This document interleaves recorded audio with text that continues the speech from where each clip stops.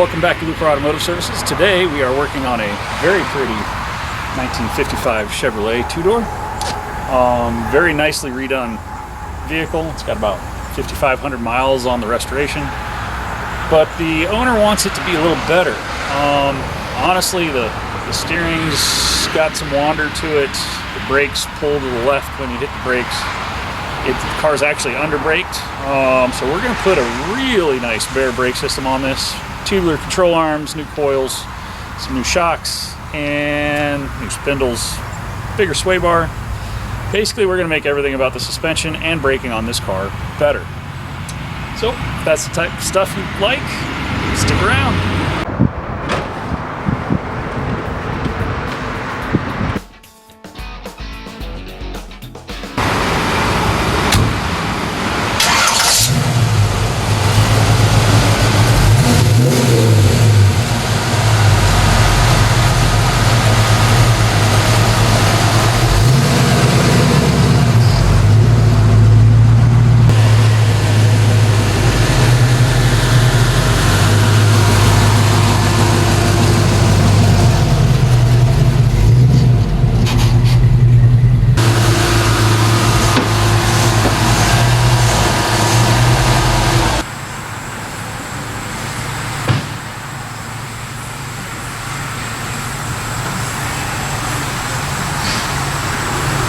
Somebody's had some problems with this before. You would think that, you know, doing a brake job and replacing some suspension components would be easy. And right off the bat, I have a lug nut that won't come off the rear axle. It looks like two studs. It looks like at least one, maybe two studs have already been replaced on this wheel. So we're going to pay attention to what goes on this side. I'm going to have to strip this guy. He's locked on there. So I'll have to see what I can do to get him off. Nothing's ever easy.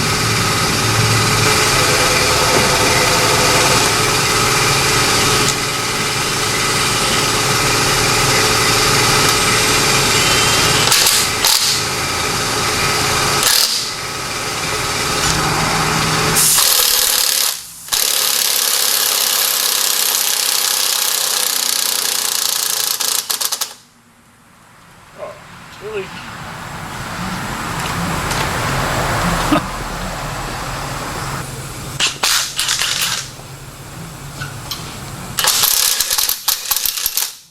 Yeah, it's good.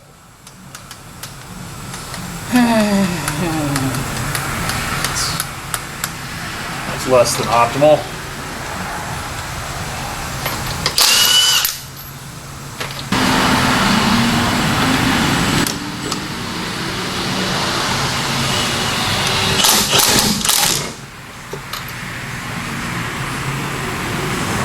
That guy's garbage. Oh. Ooh, that one's broke, that one's broke, that one's broke. Alright. So we're going to get some new lug nut studs.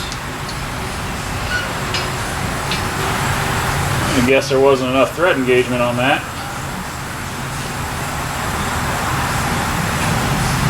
That guy's barely through once you get the wheel on there.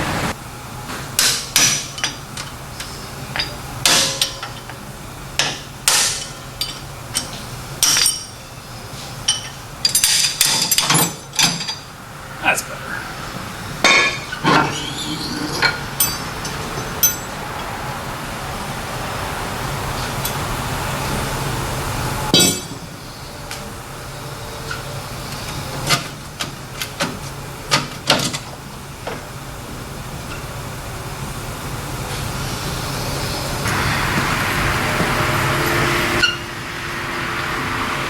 Holy cow, I ordered something correctly.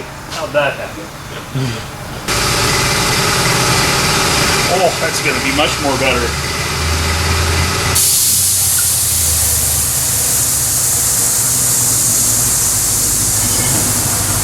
Oh, son of a biscuit. My hub center's too big. Ah. I guess we're going to be going to the lathe today. I gotta turn the hub centers down on the axles. Again.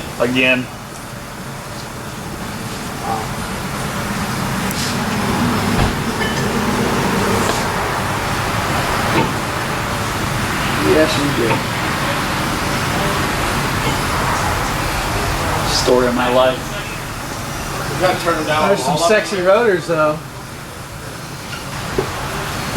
It's got new hubs for the front. That's not a big deal. Let me read some directions, make sure I do all this correctly, and then get back at it. So one of the reasons we're replacing the front coil springs is this car actually has coil spacers on the driver's side.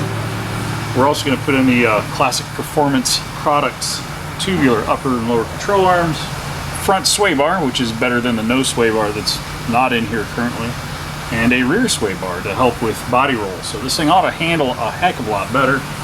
Plus the improved geometry from the tubular control arms will help us get better modern alignment specs. I actually do have a new steering gear for this as well, so I think I'm going to drop all the control arms off, drop all the shocks off, and then I'm just going to start putting it back together. So quite a bit of work, but nothing we can't handle. These brakes are so small compared to our new ones. All right. Take it apart.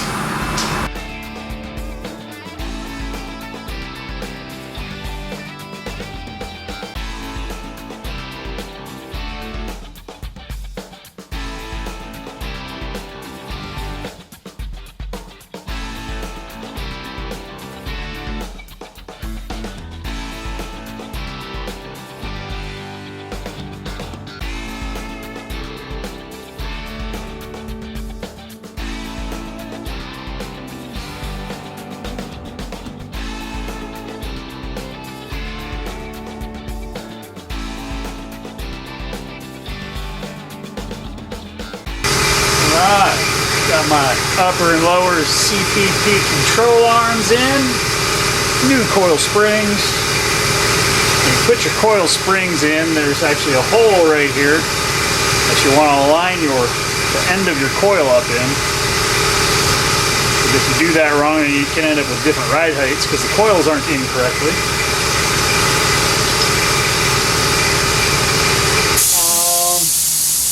Got our 2-inch Beltec drop spindles installed. Give her a little more rake. But hey, that's pretty good. Nice tubular arms with provisions for a front sway bar, which we will be installing on this car. It did not have one previously, so it ought to have a heck of a lot better handling. Think with that I'm going to work on my new steering gear, get the steering gear replaced. Not really a big job, but it is a big heavy piece. Get that done and knocked out so I don't have to worry about that tomorrow. And then I got to find my caliper brackets because I don't think I have brackets to adapt my calipers, or at least I haven't found them yet. So that'll be next on my list of things to look for. I would have thought they would have come in the kit, but I could be wrong. Sometimes it feels like I can never get a break. So when we ordered this suspension kit, we were very specific about wanting Heights 2-inch drop spindles because that's what works with the Baer Brakes system we're installing. So I'm sitting here looking at this thing, I'm like, well, these don't have the right bolt pattern here and here to work with the Baer caliper adapter. So now I get to undo all this and put in the correct Heights spindle that has the correct spacing. Basically, the product sent to me is a CCP product. It's not a Heights item, and so now I got to figure out what I'm going to do with these because they're not going to work. So I guess those will get listed up in our garage sale listing, and somebody will need them somewhere. But I'm going to go ahead and switch these out because then I can mount my nice big Baer Brakes on there. So 5 steps forward, 2 steps back. So I'm going to take the rear axle shafts over to Stefan's at Trailquest Jeeps. I'm going to use his big lathe to turn down the hubs on the Curry rear axle shafts because the hub centers are just a little bit too big. I knocked all the studs out. I'll resurface that end, and then I'll actually be installing bigger 1/2" 20 lug nut studs. That way all the lug nut studs will match. So let's keep turning wrenches because this thing ain't gonna fix itself. Alright. Still gotta run to the hardware store and grab a couple bolts. I can hang this hub.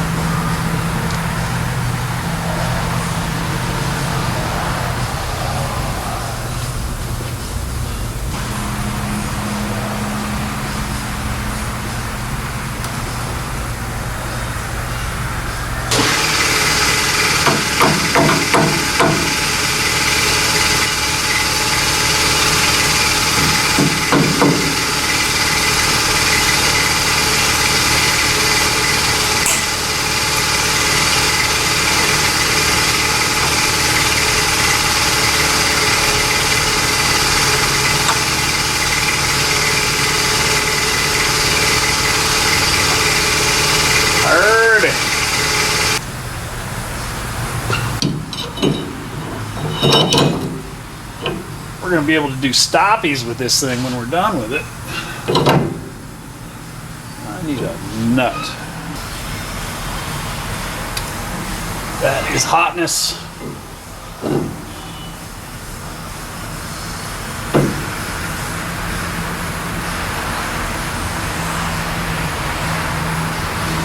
Look pretty good as far as my center. I'm happy with that. It's gonna look so good.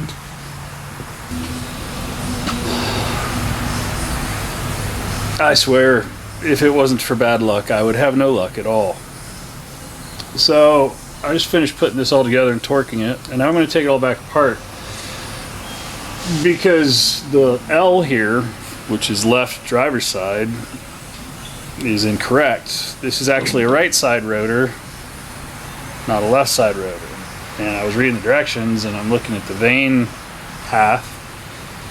And I'm like, man, I don't think these are labeled correctly. So I'm like, well, let me take a look at the rear rotor.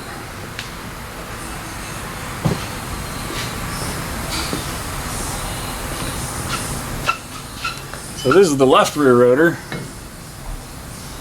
And you can see the drills and the vanes are opposite.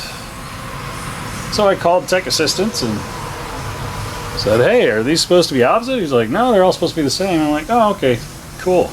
I need to take it all back apart again because you guys labeled your rotors wrong. So that's frustrating. Not a big deal, but it is frustrating.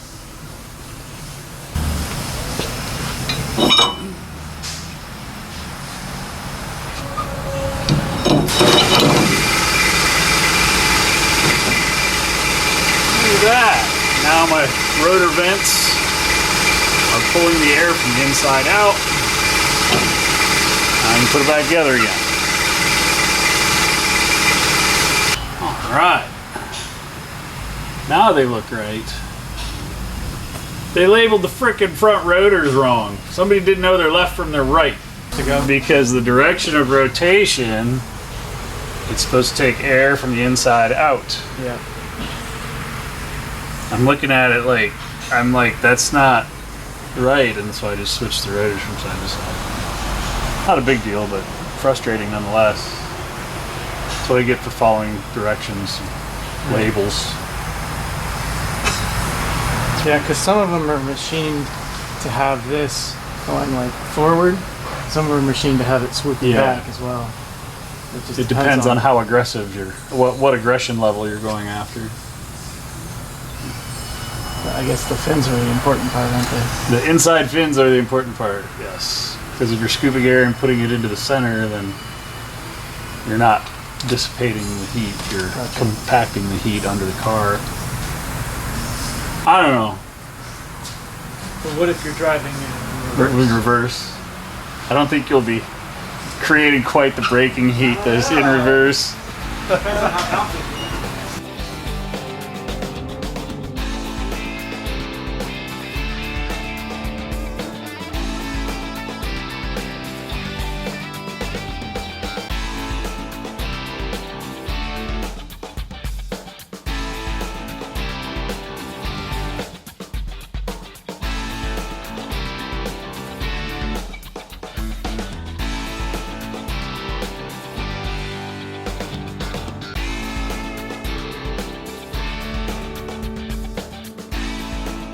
Alright.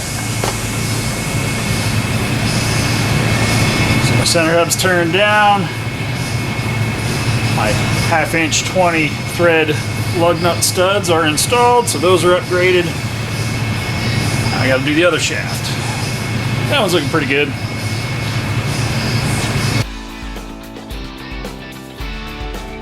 So it is the right shaft. I did mark it to know which side it was. Unfortunately, there's 2 sets of splines in the differential.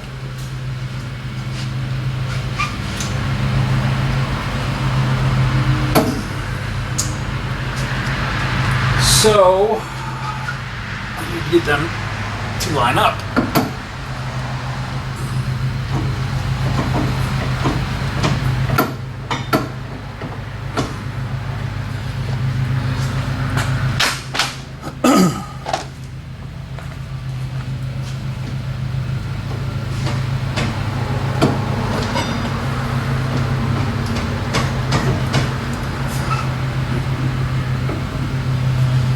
That's frustrating.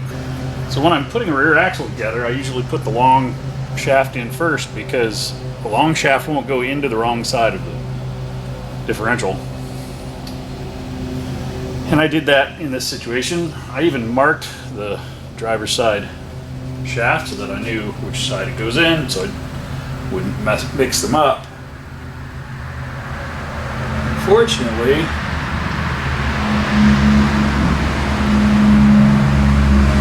here, there are 2 sets of gears inside this that both have to be lined up, and at the moment they are not lined up. So that creates a problem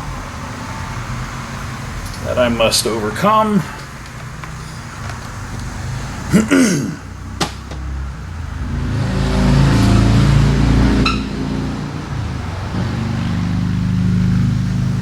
Not something I was expecting to fight with today.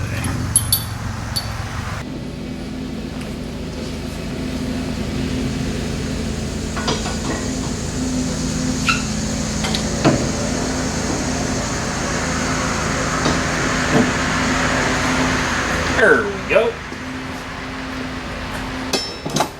That was less of an ordeal than it needed to be. The old brake system had a plate, and then the axle went on, and then the axle had a spacer and a lock plate that went on top of the old plate. The new Baer Brakes system, the backing plate replaces this plate, and it takes place of that other stuff. So, now that we've got our axle shaft in, I'm going to install our new backing plate, which actually slides in like so. There we go. This guy goes up over here. bolts, line up my seal, put on my nuts, and the backing plates on.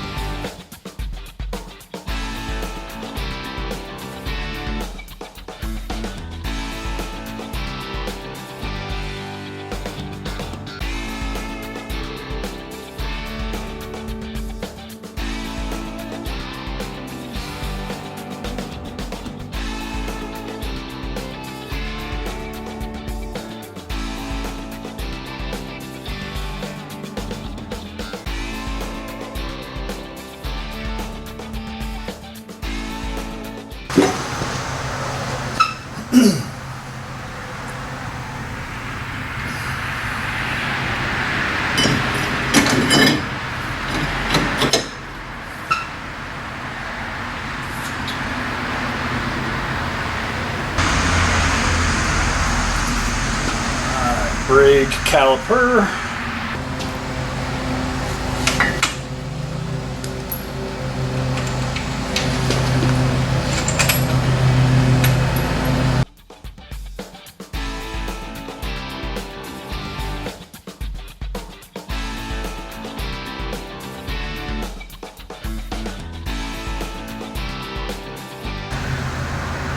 Looks like I need to shim my caliper out. So once you get your brake caliper installed, you have to check your rotor fitment in the caliper, because the rotor could be too far out or too far in. It just depends on where the axle flange is welded, and that sometimes has to be adjusted. So I'm going to use the shims that are supplied in the kit to get my caliper centered over the brake rotor, and that's all there is to it. And I can hook up my brake hose and bleed the brakes.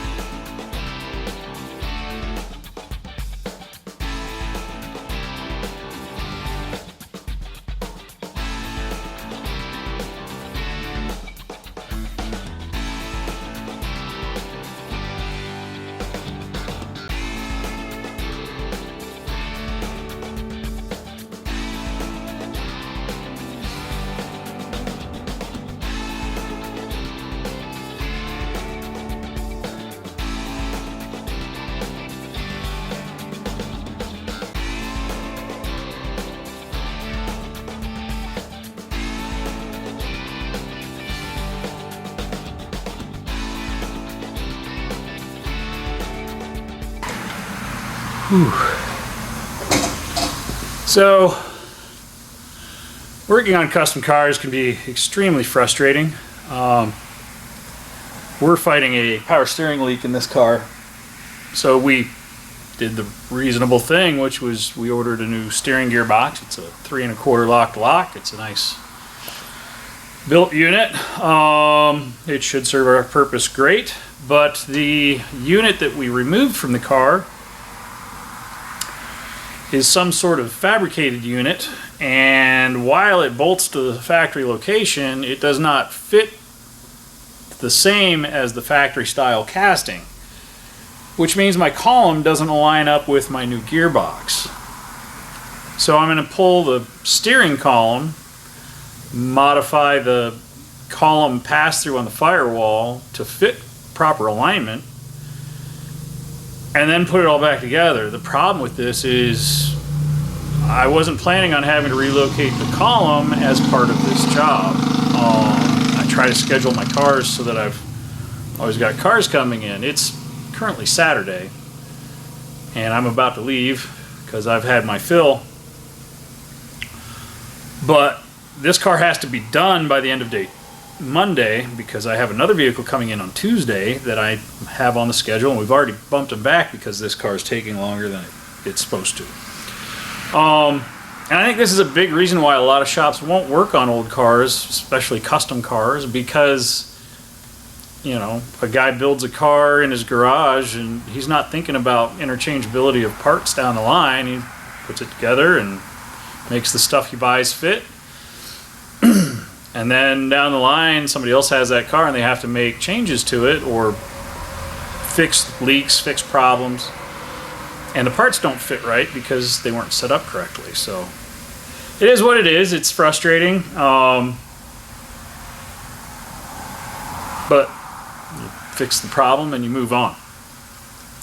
So the good news is I'll have the column set up correctly. So if in another 20 years somebody has to put another gearbox in this thing, it'll fit the way it should. So be it. More fun stuff working on cars.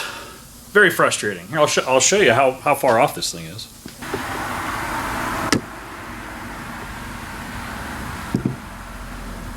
There it is. You can see it's a little bit crooked. Oh well, we'll get it fixed.